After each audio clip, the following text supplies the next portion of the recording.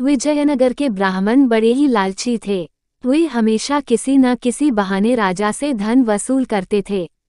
राजा की उदारता का अनुचित लाभ उठाना उनका परम कर्तव्य था। एक दिन राजा कृष्णदेव राय ने उनसे कहा, मरते समय मेरी माँ ने आम खाने की इच्छा व्यक्त की थी जो उस समय पूरी नहीं की जा सकी थी। क्या अब ऐसा कुछ हो सकता है जिससे उसकी आत्मा को शांति मिले? महाराज, यदि आप 108 ब्राह्मणों को सोने का एक आम भेंट कर दे तो आपकी माँ की आत्मा को अवश्य शांति मिल जाएगी।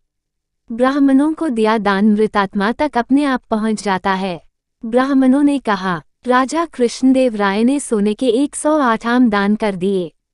ब्राह्मणों की मौज हो गई उन आमों को पाकर। तेनालीराम को ब्राह्मणों के इस लालच पर बहुत क्रोध आया। वो उन्हें सबक सिखाने की ताक में रहने लगा। जब तेनालीराम की मां की मृत्यु हुई तो 1 महीने के बाद उसने ब्राह्मणों को अपने घर आने का न्योता दिया कि वह भी मां की आत्मा की शांति के लिए कुछ करना चाहता है। खाने पीने और बढ़िया माल पाने के लोभ में 108 ब्राह्मण तेनालीराम के घर जमा हुए। जब सब आसनों पर बैठ गए तो तेनालीराम ने दरवाजे बंद कर लिए और अपने नौकरों से कहा, जाओ, लोहे की गरम गरम सलाखें लेकर आओ और इन ब्राह्मणों के शरीर पर दागो।